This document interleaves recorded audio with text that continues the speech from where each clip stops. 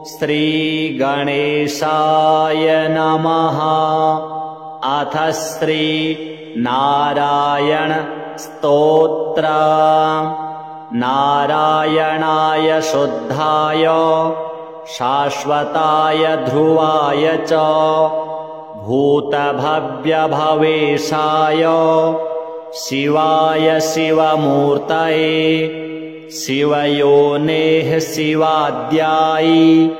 शिवपूज्यतमाय च घोररूपाय महते युगान्तकरणाय च विश्वाय विश्वदेवाय विश्वेशाय महात्मने सहस्रोदरपादाय सहस्रनयनाय च सहस्रबाहवे चैव सहस्रवदनाय च शुचिस्रवाय महते ऋतुसंवत्सराय च ऋग्यजुः सामवक्त्राय अथर्वशिरसे नमः। ऋषिकेशाय कृष्णाय द्रुहिणोरुक्रमाय च बृहद्वेगाय तारक्षाय वराहायैकशृङ्गिणे शिपिविष्टाय सत्याय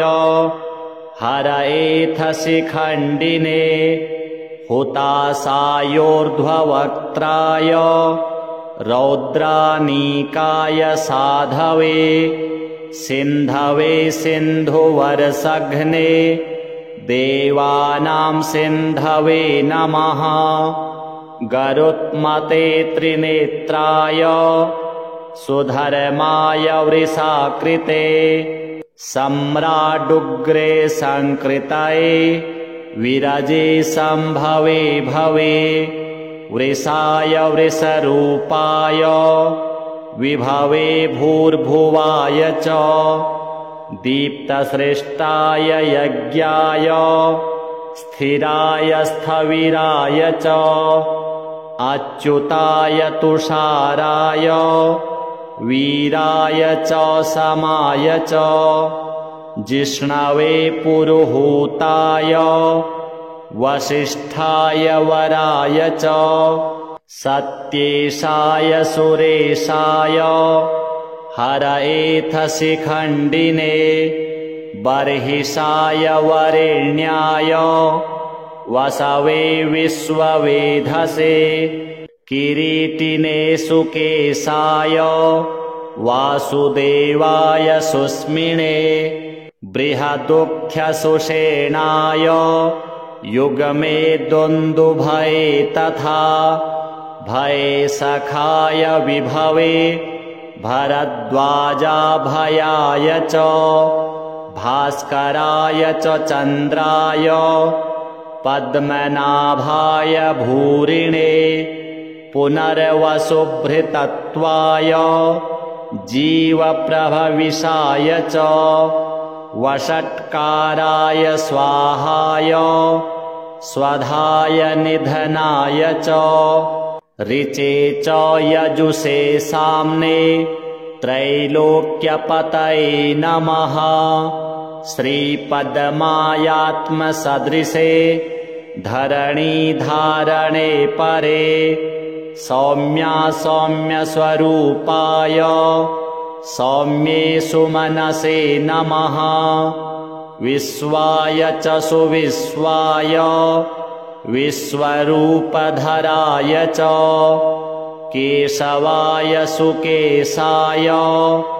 रश्मिकेशाय भूरिणे हिरण्यगर्भाय नमः। सौम्याय वृषरूपिणे नारायणाग्र्यवपुषे पुरुहूताय वज्रिणे वर्मिणे वृषसेनाय धर्मसेनाय रोधसे मुनये ज्वरमुक्ताय ज्वराधिपतये नमः। अनेत्राय त्रिनेत्राय पिङ्गलाय विदूर्मिणे तपो ब्रह्मनिधानाय युगपर्यायिणे नमः शरणाय शरण्याय शक्तिष्ठशरणाय च नमः सर्वभवेशाय भूतभव्यभवाय च पाहि मां देवदेवेश कोऽप्यजोऽसि सनातनः एवं गतोऽस्मि शरणं शरण्यं ब्रह्मयोनिनां स्तव्यं स्तवं स्तुतवतस्तत्तमो मे प्रणश्यत श्रीनारायणार्पणमस्तु नारायणाय शुद्धाय शाश्वताय ध्रुवाय च भूतभव्यभवेशाय शिवाय शिवमूर्तये शिवयोनेः शिवाद्यायि शिवपूज्यतमाय च घोररूपाय महते योगान्तकरणाय च विश्वाय विश्वदेवाय विश्वेशाय महात्मने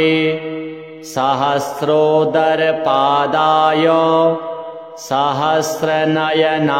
च सहस्रबाहवे चैव सहस्रवदनाय च शुचिस्रवाय महते ऋतुसंवत्सराय च ऋग्यजुः सामवक्त्राय अथर्वशिरसे नमः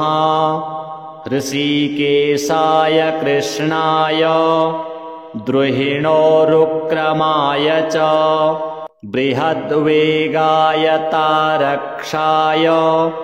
वराहायैकशृङ्गिणे शिपिविष्टाय सत्याय हरएथशिखण्डिने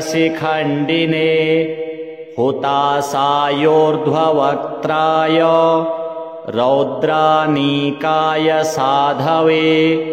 सिन्धवे सिन्धुवरसघ्ने देवानां सिन्धवे नमः गरुत्मते त्रिनेत्राय सुधर्माय वृषाकृते सम्राडुग्रे संकृतये विरजे सम्भवे भवे वृषाय वृषरूपाय विभवे भूर्भुवाय च दीप्तसृष्टाय यज्ञाय स्थिराय स्थविराय च अच्युताय तुषाराय वीराय च समाय च जिष्णवे पुरुहूताय वसिष्ठाय वराय च सत्येशाय सुरेशाय हरएथशिखण्डिने बर्हिषाय वरेण्याय वसवे विश्ववेधसे किरीटिने सुकेशाय वासुदेवाय सुस्मिने बृहदुख्यसुषेणाय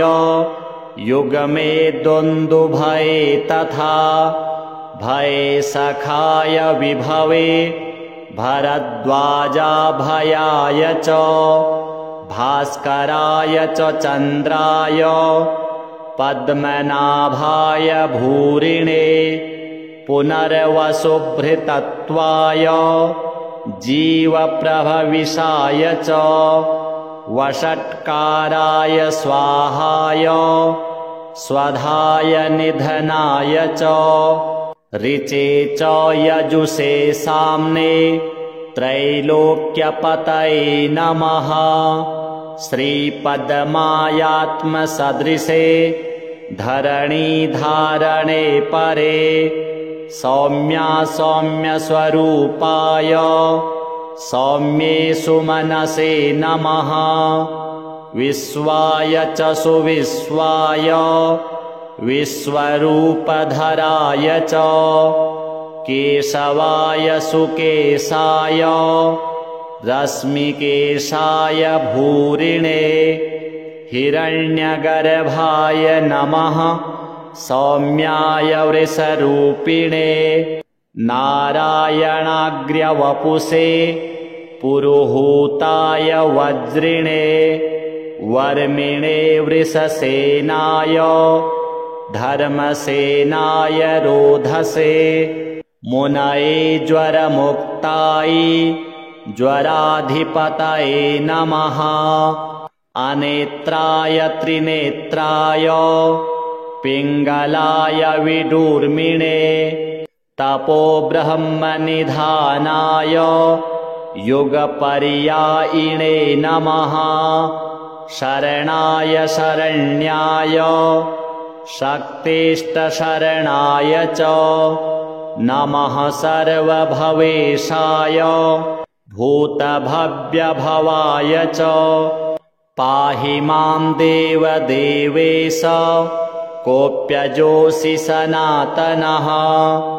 एवं गतोऽस्मि शरणं शरण्यं ब्रह्मयोनिनां स्तव्यं स्तवं स्तुतवतस्तत्तमो मे प्रणश्यत श्रीनारायणार्पणमस्तु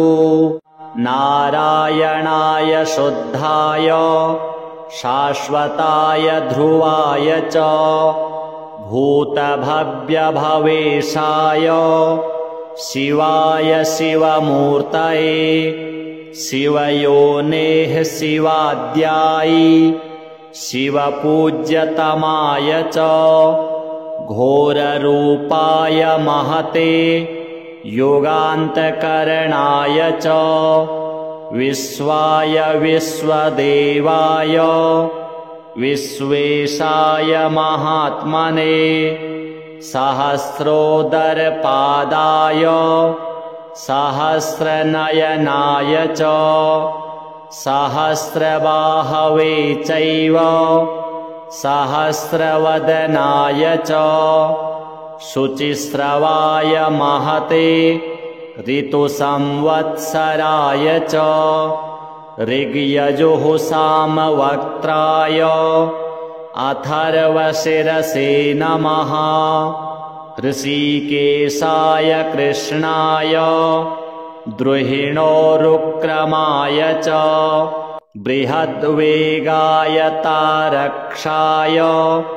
वराहायैकशृङ्गिणे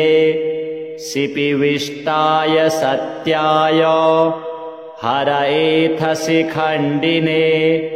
हुतासायोर्ध्ववक्त्राय रौद्रानीकाय साधवे सिन्धवे सिन्धुवर्षघ्ने देवानां सिन्धवे नमः गरुत्मते त्रिनेत्राय सुधर्माय वृषाकृते सम्राडुग्रे संकृतये विरजे संभवे भवे वृषाय वृषरूपाय विभवे भूर्भुवाय च दीप्तसृष्टाय यज्ञाय स्थिराय स्थविराय च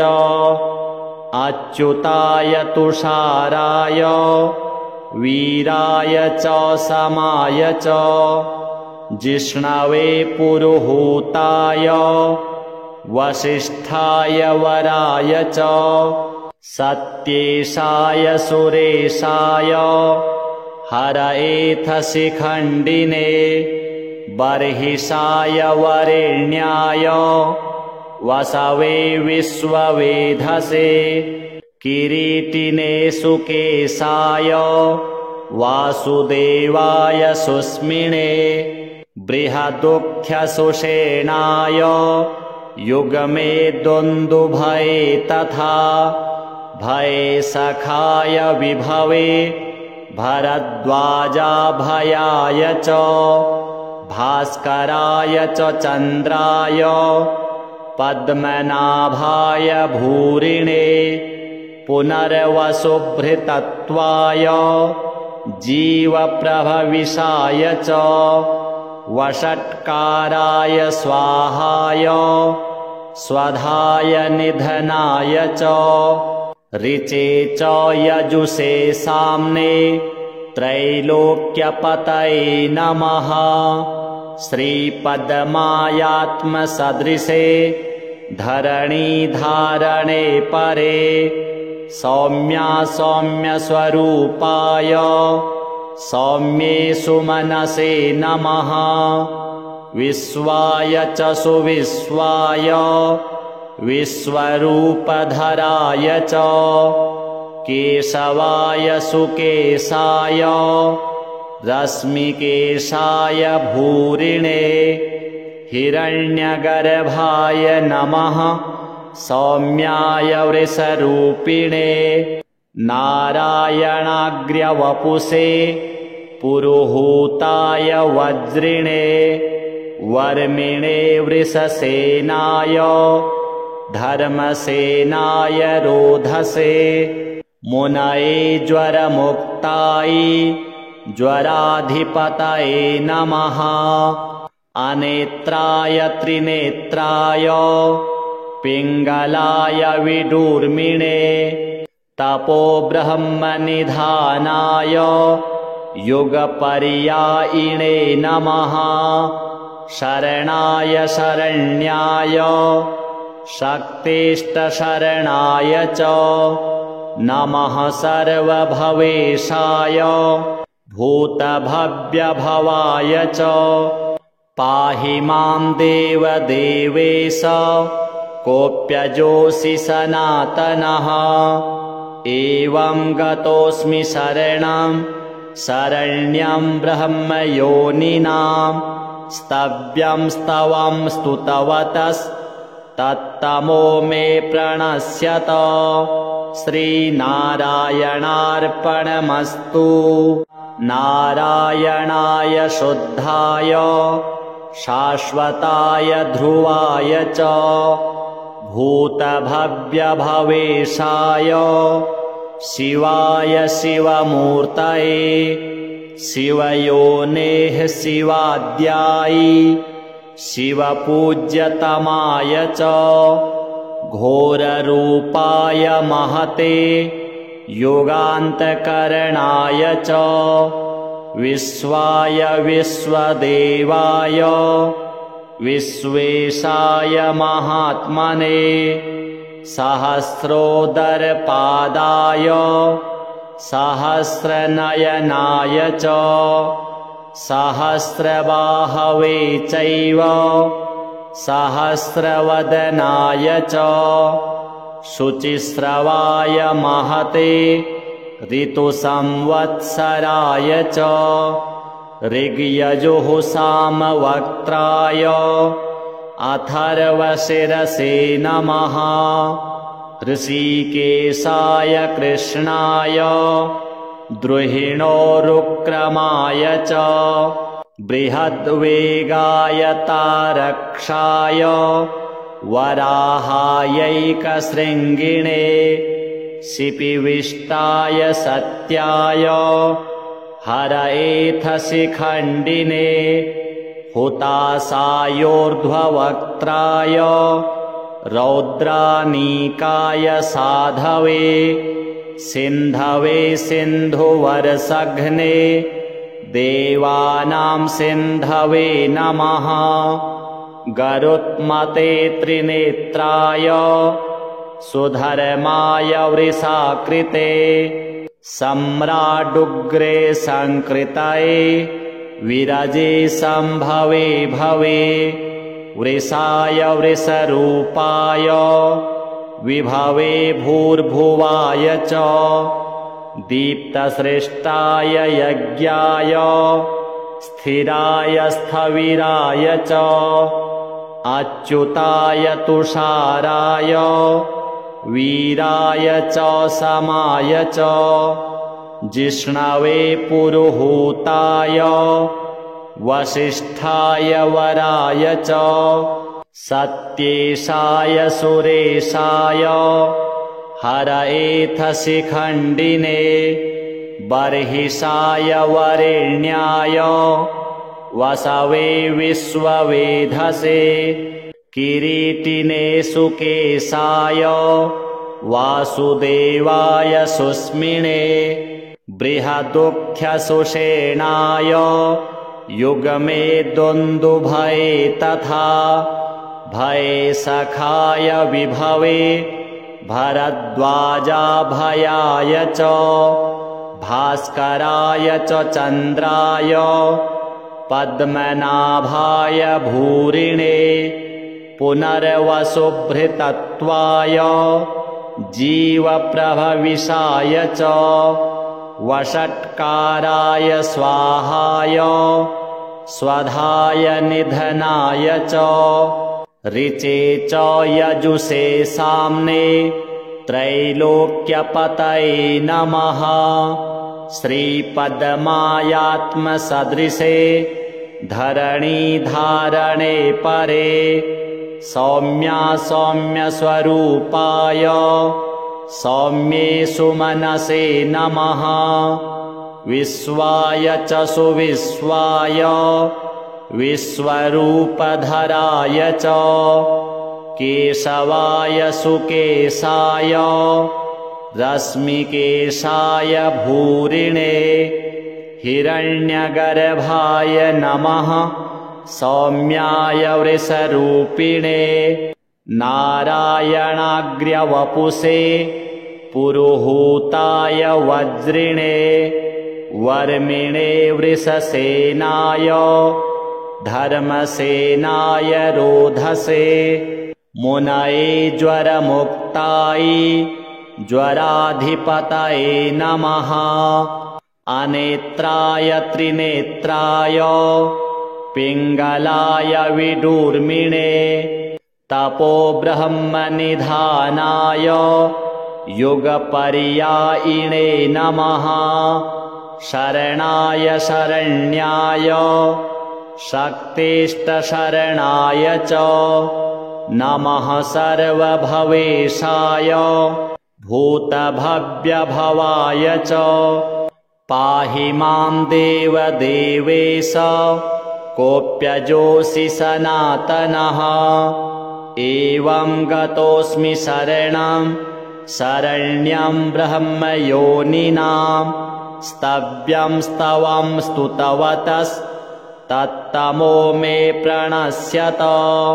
श्रीनारायणार्पणमस्तु नारायणाय शुद्धाय शाश्वताय ध्रुवाय च भूतभव्यभवेशाय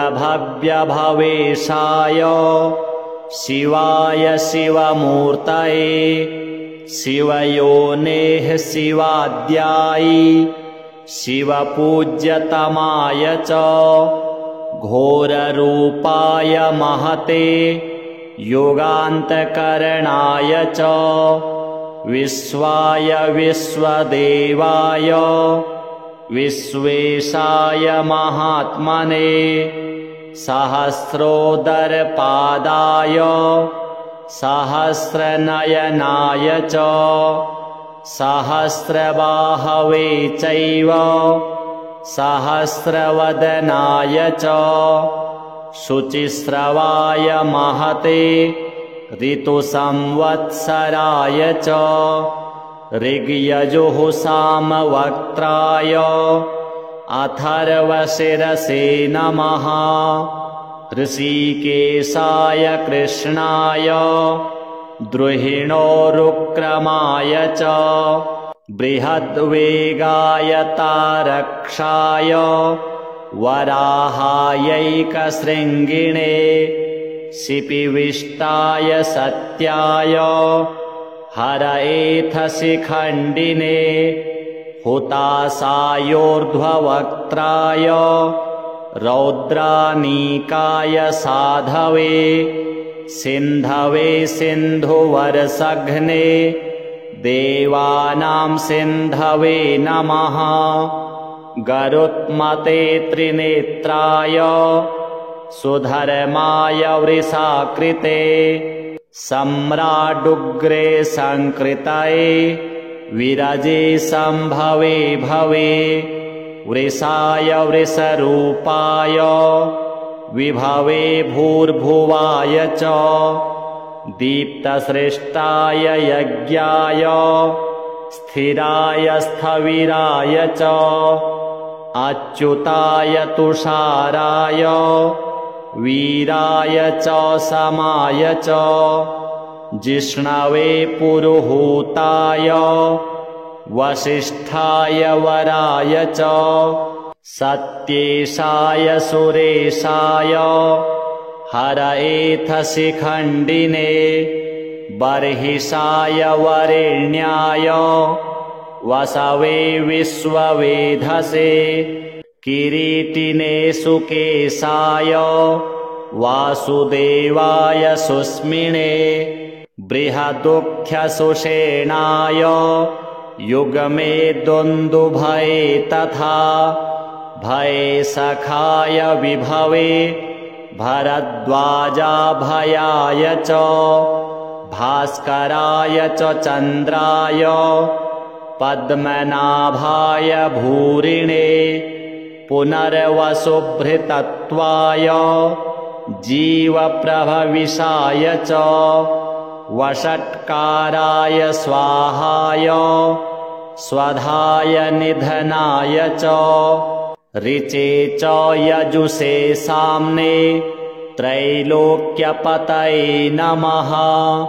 श्रीपद्मायात्मसदृशे धरणीधारणे परे सौम्या सौम्यस्वरूपाय सौम्ये सुमनसे नमः विश्वाय च सुविश्वाय विश्वरूपधराय च केशवाय सुकेशाय रश्मिकेशाय भूरिणे हिरण्यगर्भाय नमः सौम्याय वृषरूपिणे नारायणाग्र्यवपुषे पुरुहूताय वज्रिणे वर्मिणे वृषसेनाय धर्मसेनाय रोधसे मुनये ज्वरमुक्ताय ज्वराधिपतये नमः अनेत्राय त्रिनेत्राय पिङ्गलाय विडूर्मिणे तपो ब्रह्मनिधानाय युगपर्यायिणे नमः शरणाय शरण्याय शक्तिष्टशरणाय च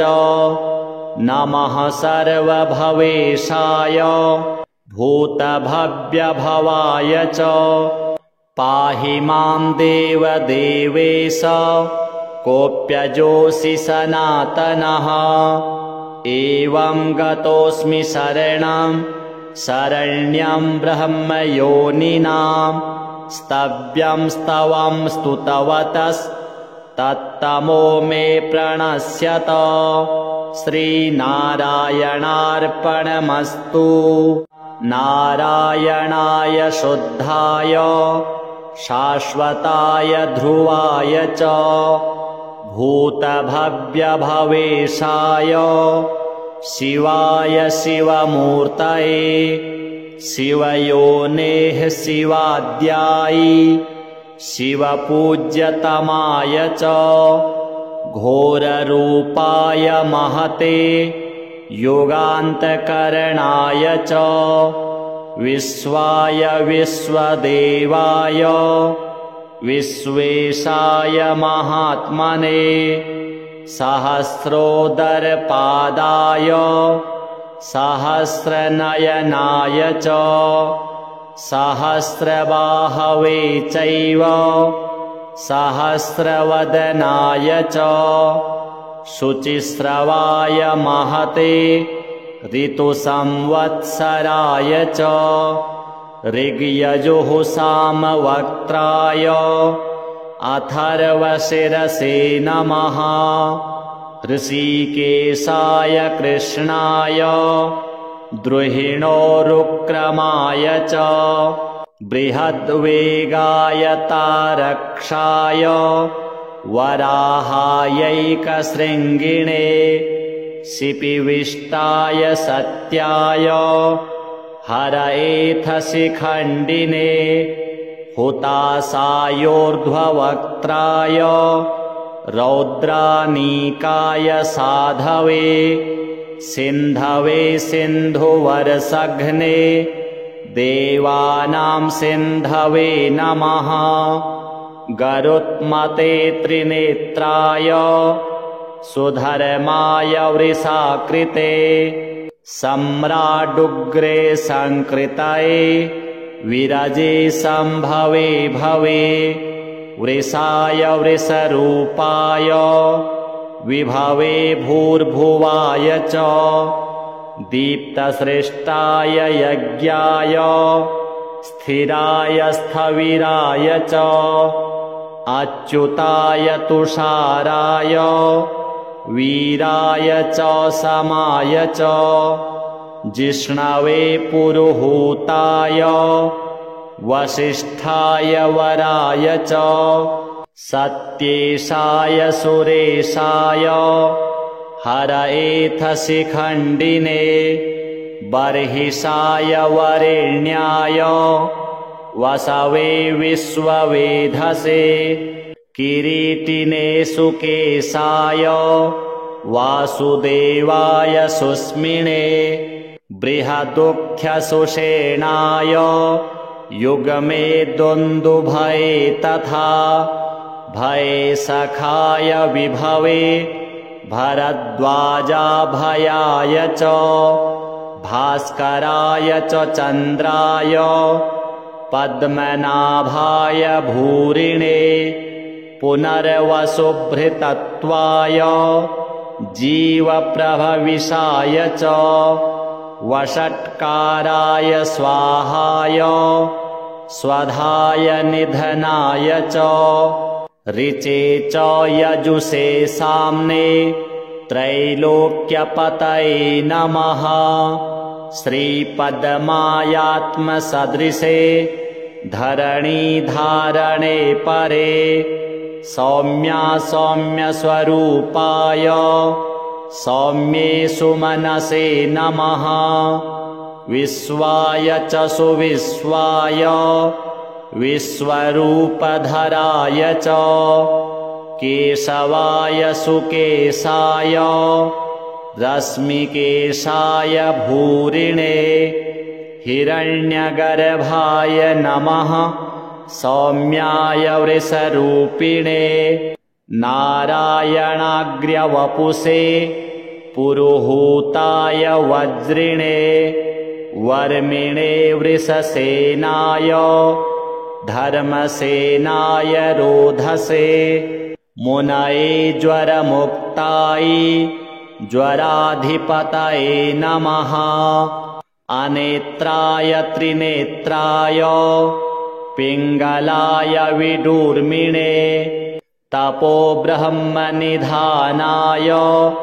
युगपर्यायिणे नमः शरणाय शरण्याय शक्तिष्टशरणाय च नमः सर्वभवेशाय भूतभव्यभवाय च पाहि मां देवदेवेश कोऽप्यजोऽसि सनातनः एवं गतोऽस्मि शरणं शरण्यं ब्रह्मयोनिनां स्तव्यं स्तवं स्तुतवतस्तत्तमो मे प्रणश्यत श्रीनारायणार्पणमस्तु नारायणाय शुद्धाय शाश्वताय ध्रुवाय च भूतभव्यभवेशाय शिवाय शिवमूर्तये शिवयोनेः शिवाद्यायि शिवपूज्यतमाय च घोररूपाय महते योगान्तकरणाय च विश्वाय विश्वदेवाय विश्वेशाय महात्मने सहस्रोदरपादाय सहस्रनयनाय च सहस्रबाहवे चैव सहस्रवदनाय च शुचिस्रवाय महते ऋतुसंवत्सराय च ऋग्यजुः सामवक्त्राय अथर्वशिरसे नमः ऋषिकेशाय कृष्णाय द्रुहिणोरुक्रमाय च बृहद्वेगाय तारक्षाय वराहायैकशृङ्गिणे शिपिविष्टाय सत्याय हरएथशिखण्डिने हुतासायोर्ध्ववक्त्राय रौद्रानीकाय साधवे सिन्धवे सिन्धुवर्षघ्ने देवानां सिन्धवे नमः गरुत्मते त्रिनेत्राय सुधर्माय वृषाकृते सम्राडुग्रे संकृतये विरजे सम्भवे भवे वृषाय वृषरूपाय विभवे भूर्भुवाय च दीप्तसृष्टाय यज्ञाय स्थिराय स्थविराय च अच्युताय तुषाराय वीराय च समाय च जिष्णवे पुरुहूताय वसिष्ठाय वराय च सत्येशाय सुरेशाय हरएथशिखण्डिने बर्हिषाय वरेण्याय वसवे विश्ववेधसे किरीटिने सुकेशाय वासुदेवाय सुस्मिने बृहदुख्यसुषेणाय युगमे दुन्दुभये तथा भये सखाय विभवे भरद्वाजाभयाय च भास्कराय च चन्द्राय पद्मनाभाय भूरिणे पुनर्वसुभृतत्वाय जीवप्रभविषाय च वषट्काराय स्वाहाय स्वधाय निधनाय च ऋचे च यजुषे साम्ने त्रैलोक्यपतये नमः श्रीपद्मायात्मसदृशे धरणीधारणे परे सौम्या सौम्यस्वरूपाय सौम्ये सुमनसे नमः विश्वाय च सुविश्वाय विश्वरूपधराय च केशवाय सुकेशाय रश्मिकेशाय भूरिणे हिरण्यगर्भाय नमः सौम्याय वृषरूपिणे नारायणाग्र्यवपुषे पुरुहूताय वज्रिणे वर्मिणे वृषसेनाय धर्मसेनाय रोधसे मुनये ज्वरमुक्ताय ज्वराधिपतये नमः अनेत्राय त्रिनेत्राय पिङ्गलाय विडूर्मिणे तपो ब्रह्मनिधानाय युगपर्यायिणे नमः शरणाय शरण्याय शक्तिष्टशरणाय च नमः सर्वभवेशाय भूतभव्यभवाय च पाहि मां देवदेवेश कोऽप्यजोऽसि सनातनः एवं गतोऽस्मि शरणं शरण्यं ब्रह्मयोनिनां स्तव्यं स्तवं स्तुतवतस्तत्तमो मे प्रणश्यत श्रीनारायणार्पणमस्तु। नारायणाय शुद्धाय शाश्वताय ध्रुवाय च भूतभव्यभवेशाय शिवाय शिवमूर्तये शिवयोनेः शिवाद्यायि शिवपूज्यतमाय च घोररूपाय महते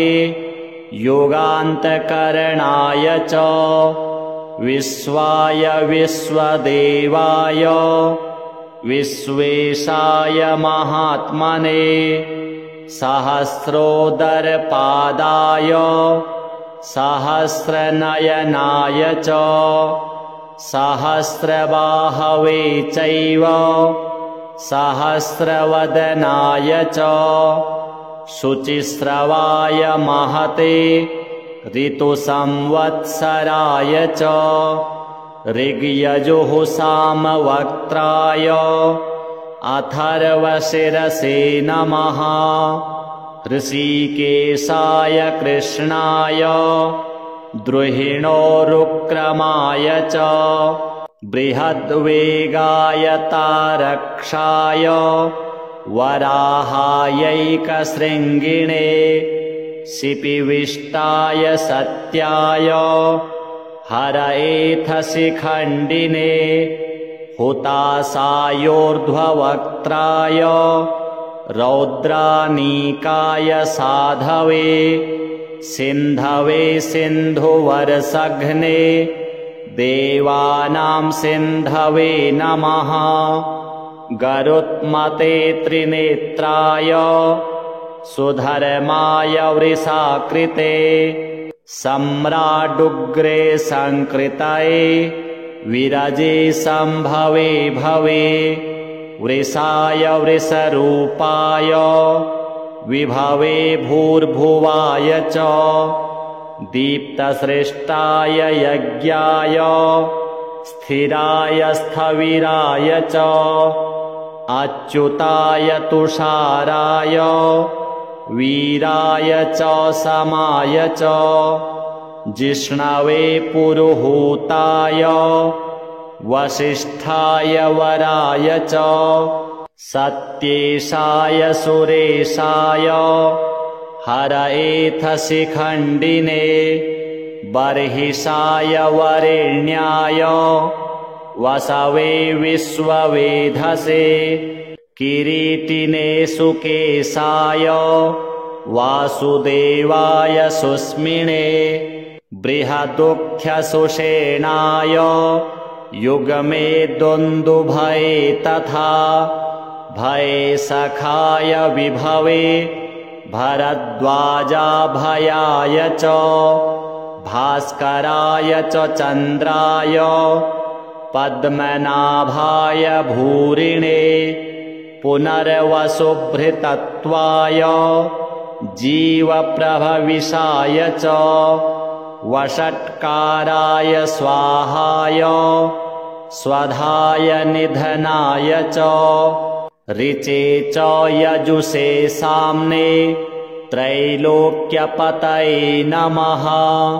श्रीपद्मायात्मसदृशे धरणीधारणे परे सौम्या सौम्यस्वरूपाय सौम्ये सुमनसे नमः। विश्वाय च सुविश्वाय विश्वरूपधराय च केशवाय सुकेशाय रश्मिकेशाय भूरिणे हिरण्यगर्भाय नमः। सौम्याय वृषरूपिणे नारायणाग्र्यवपुषे पुरुहूताय वज्रिणे वर्मिणे वृषसेनाय धर्मसेनाय रोधसे मुनये ज्वरमुक्ताय ज्वराधिपतये नमः। अनेत्राय त्रिनेत्राय पिङ्गलाय विडूर्मिणे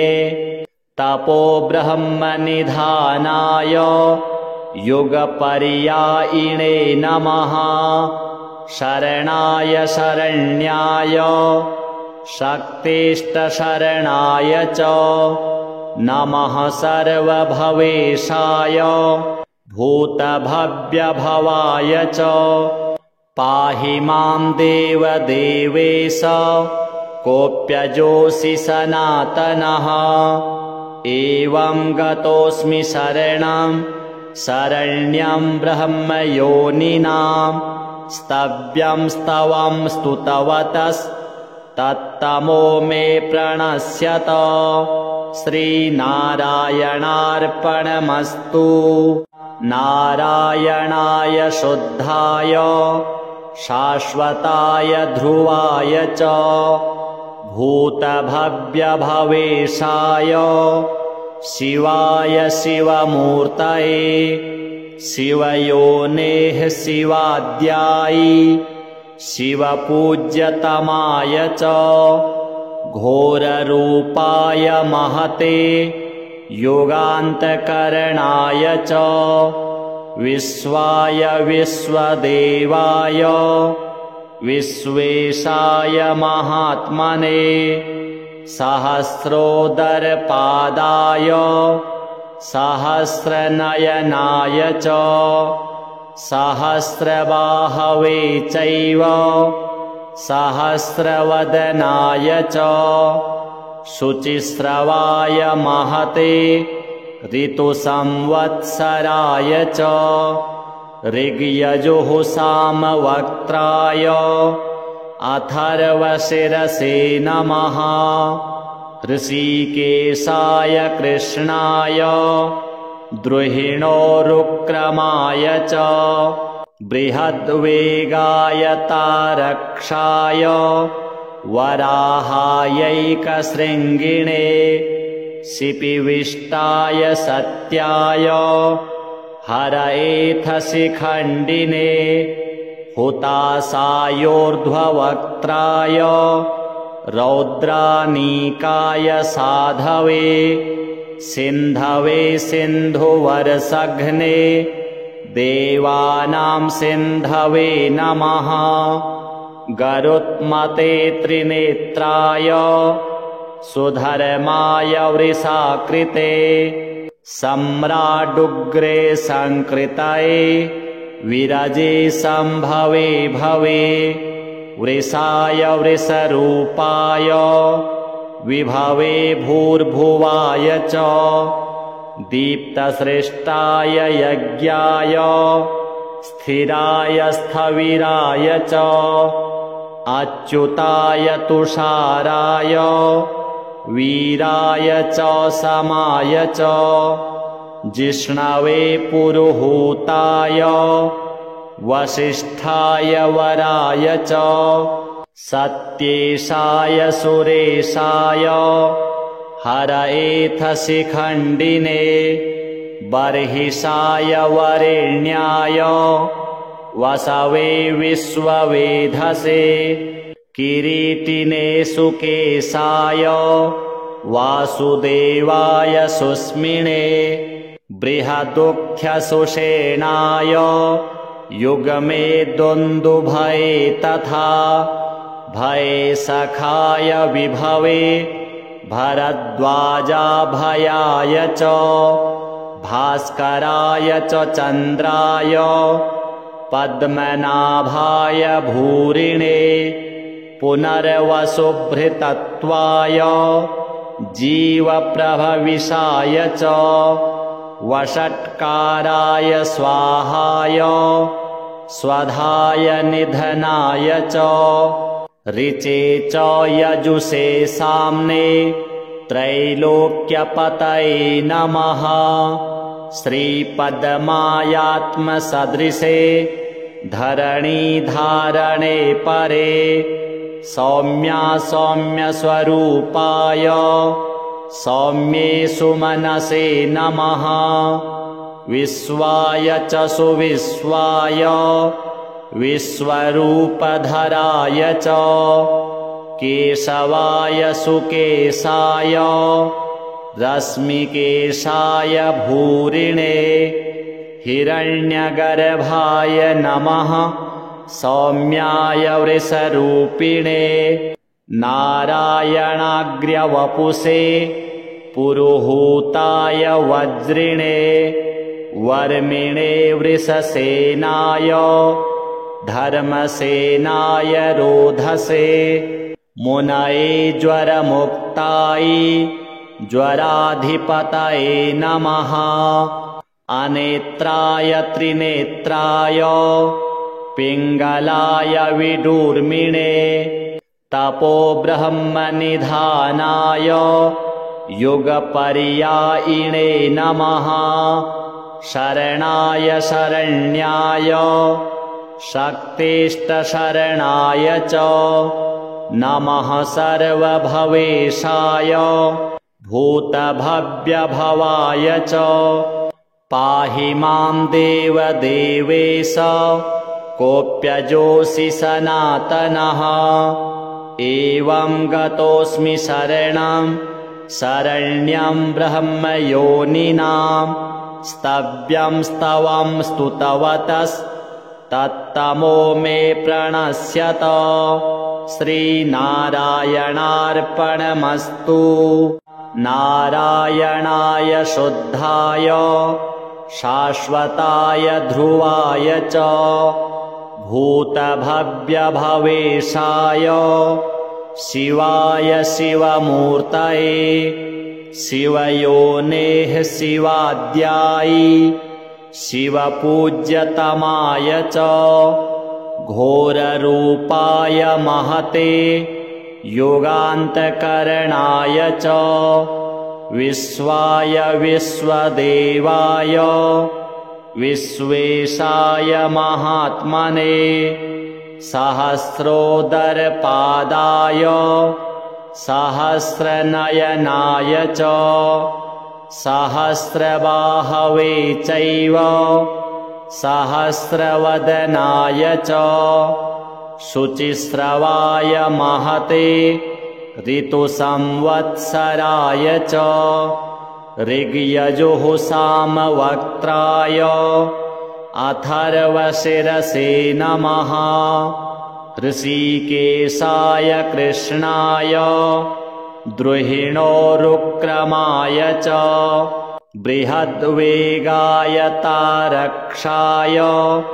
वराहायैकशृङ्गिणे शिपिविष्टाय सत्याय हरएथशिखण्डिने हुतासायोर्ध्ववक्त्राय रौद्रानीकाय साधवे सिन्धवे सिन्धुवरसघ्ने देवानां सिन्धवे नमः गरुत्मते त्रिनेत्राय सुधर्माय वृषाकृते सम्राडुग्रे संकृतये विरजे संभवे भवे वृषाय वृषरूपाय विभवे भूर्भुवाय च दीप्तसृष्टाय यज्ञाय स्थिराय स्थविराय च अच्युताय तुषाराय वीराय च समाय च जिष्णवे पुरुहूताय वसिष्ठाय वराय च सत्येशाय सुरेशाय हरएथशिखण्डिने बर्हिषाय वरेण्याय वसवे विश्ववेधसे किरीटिने सुकेशाय वासुदेवाय सुस्मिने बृहदुख्यसुषेणाय युगमे दुन्दुभये तथा भये सखाय विभवे भरद्वाजाभयाय च भास्कराय च चन्द्राय पद्मनाभाय भूरिणे पुनर्वसुभृतत्वाय जीवप्रभविषाय च वषट्काराय स्वाहाय स्वधाय निधनाय च ऋचे च यजुषे साम्ने त्रैलोक्यपतये नमः श्रीपद्मायात्मसदृशे धरणीधारणे परे सौम्या सौम्यस्वरूपाय सौम्ये सुमनसे नमः विश्वाय च सुविश्वाय विश्वरूपधराय च केशवाय सुकेशाय रश्मिकेशाय भूरिणे हिरण्यगर्भाय नमः सौम्याय वृषरूपिणे नारायणाग्र्यवपुषे पुरुहूताय वज्रिणे वर्मिणे वृषसेनाय धर्मसेनाय रोधसे मुनये ज्वरमुक्ताय ज्वराधिपतये नमः अनेत्राय त्रिनेत्राय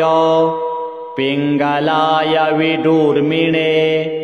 तपो ब्रह्मनिधानाय युगपर्यायिणे नमः शरणाय शरण्याय शक्तिष्टशरणाय च नमः सर्वभवेशाय भूतभव्यभवाय च पाहि मां देवदेवेश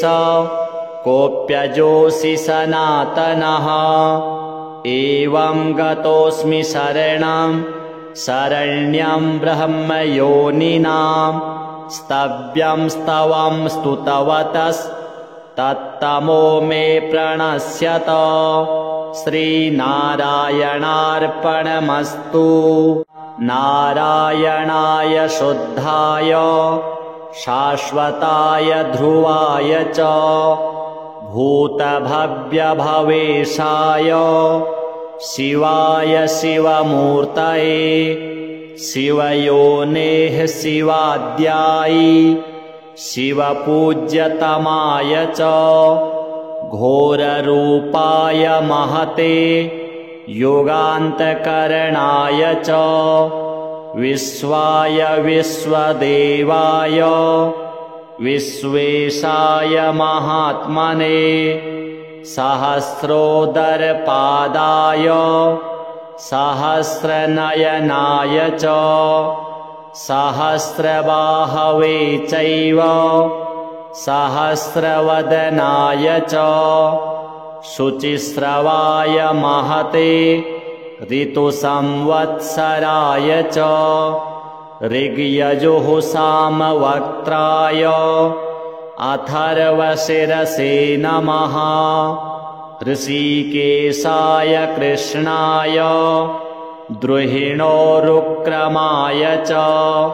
बृहद्वेगाय तारक्षाय वराहायैकशृङ्गिणे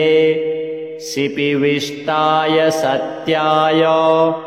हरएथशिखण्डिने हुतासायोर्ध्ववक्त्राय रौद्रानीकाय साधवे सिन्धवे सिन्धुवर्षघ्ने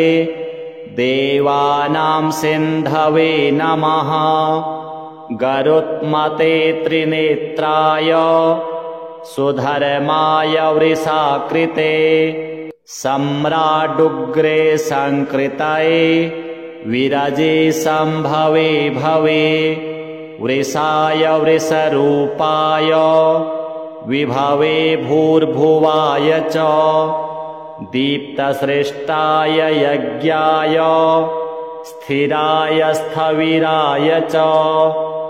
अच्युताय तुषाराय वीराय च समाय च जिष्णवे पुरुहूताय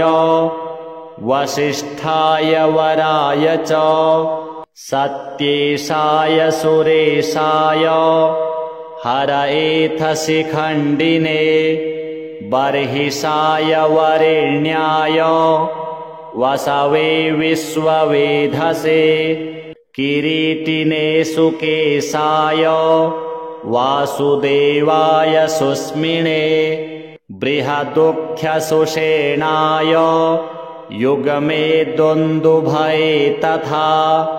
भये सखाय विभवे भरद्वाजाभयाय च भास्कराय च चन्द्राय पद्मनाभाय भूरिणे पुनर्वसुभृतत्वाय जीवप्रभविषाय च वषट्काराय स्वाहाय स्वधाय निधनाय च ऋचे च यजुषे साम्ने त्रैलोक्यपतये नमः श्रीपद्मायात्मसदृशे धरणीधारणे परे सौम्यस्वरूपाय सौम्ये सुमनसे नमः विश्वाय च सुविश्वाय विश्वरूपधराय च केशवाय सुकेशाय रश्मिकेशाय भूरिणे हिरण्यगर्भाय नमः सौम्याय वृषरूपिणे नारायणाग्र्यवपुषे पुरुहूताय वज्रिणे वर्मिणे वृषसेनाय धर्मसेनाय रोधसे मुनये ज्वरमुक्ताय ज्वराधिपतये नमः अनेत्राय त्रिनेत्राय पिङ्गलाय विडूर्मिणे तपो ब्रह्मनिधानाय युगपर्यायिणे नमः शरणाय शरण्याय शक्तिष्टशरणाय च नमः सर्वभवेशाय भूतभव्यभवाय च पाहि मां देवदेवेश कोऽप्यजोऽसि सनातनः